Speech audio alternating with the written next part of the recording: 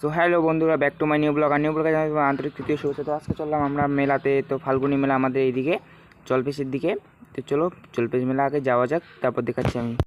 So by the way guys, আমরা চলে আসলাম আর আইসে দেখলাম যে প্রচুর ভিড়। তো চলো এখন বাজারে যাই। আর বাজারে আইসে দেখলাম যে এই যে কি ডান্স, এটা জানি না, রিলস বানানোর জন্য। সো একটা দাদা আর একটা বৌদি পুরা ডান্স করতেছে। তারপর এদিকে অনেক কিছু করেছে।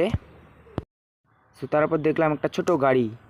তো আজকে এত পরিমাণে ভিড় করেছে কি বলবো আর। সো ভিড় পার হয়ে আসলাম একটা নাকরদোলার দিকে।